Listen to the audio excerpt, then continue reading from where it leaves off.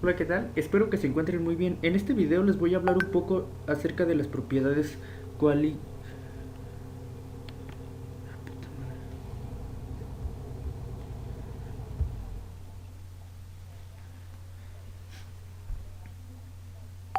Hola, ¿qué tal? Espero que se encuentren muy bien. En este video les voy a hablar acerca de las propiedades coligativas. Como primer punto tenemos el aumento del punto de ebullición. Dice que el aumento del en el punto de ebullición de una solución es directamente proporcional al número de partículas de solutos disueltas en una masa fija de solvente. Para esta razón, el aumento del punto de ebullición de una solución que contiene un soluto no electrolito viene dada por la siguiente ecuación. Tenemos la ecuación que dice que T menos T temperatura de ebullición menos temperatura inicial de cero de ebullición es igual a Kep por M, donde T es la temperatura de ebullición de la solución, T0 es igual a la temperatura de ebullición del solvente puro, Kep es la constante molar de la elevación del punto de ebullición o constante ebullioscópica. Y M es la molalidad, el número de moles de soluto sobre 100 gramos de solvente. La constante de Kep dice que la magnitud de Kep es denominada constante molar de elevación del punto de ebullición o constante ebullioscópica. Depende solo del solvente y representa el aumento del punto de ebullición. Cuando un mol de soluto no electrolito no volátil se disuelve en 100 gramos de solvente. Cada solvente puro contiene su propia constante ebullioscópica. En específico, aquí se encuentra una tabla de solventes con sus constantes ebullioscópicas. Tenemos como solventes al agua y al benceno. El valor de Kep del agua es igual a 0.52 y el valor de Kep del benceno es igual a 2.53. La segunda que tenemos es la presión osmótica. Puede definirse como la presión que se debe aplicar a la solución para detener el flujo neto del disolvente a través de una membrana semipermeable. Y esta es una de las 4 propiedades coligativas de las soluciones. Se trata de una de las características principales a tener en cuenta en una de las relaciones de los líquidos que constituyen el medio interno de los seres vivos, ya que la membrana plasmática regula la entrada y salida del soluto al medio extracelular que la rodea, esto ejerciendo una barrera de control.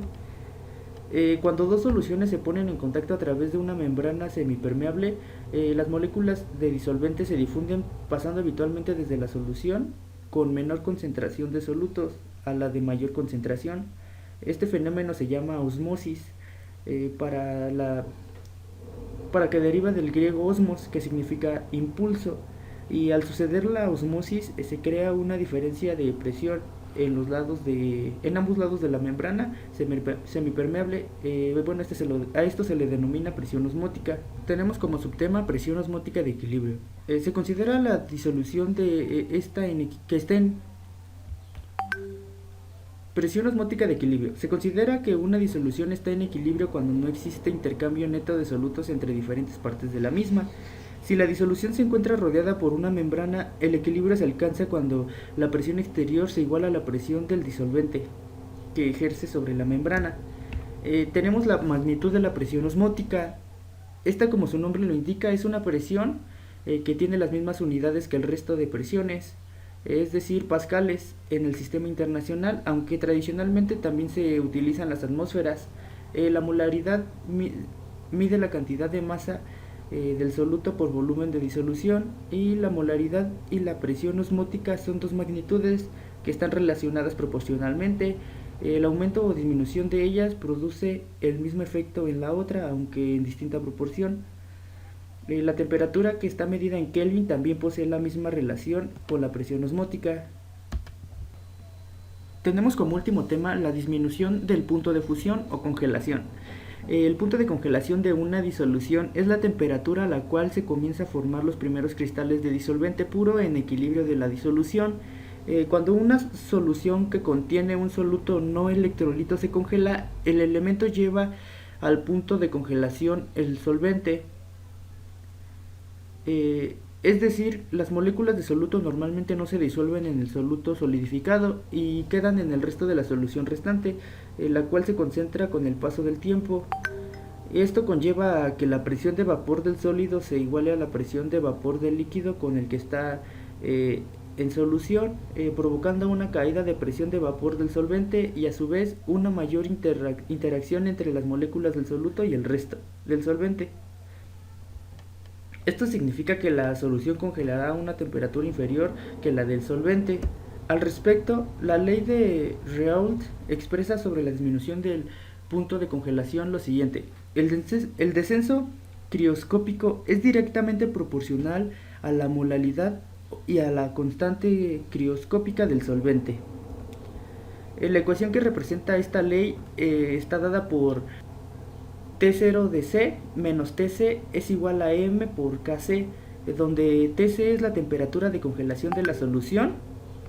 Bueno, esta está considerada como que la temperatura menor. T0C, T a la 0C es la temperatura de congelación del solvente puro. Esta es nuestra temperatura más alta. M es la concentración molar y Kc es la constante crioscópica. Bueno, nuestra constante crioscópica es el descenso en el punto de congelación que produce en el solvente cuando se tiene una disolución de 1 mol en de cualquier soluto en el disolvente, y cada solvente puro contiene su propia constante crioscópica cuando pasa a la fase de congelación en una solución. Por ejemplo, aquí nuestro solvente es el agua y su constante Kc es 1.86. Y tenemos al benceno, que la constante Kc es igual a 5.12.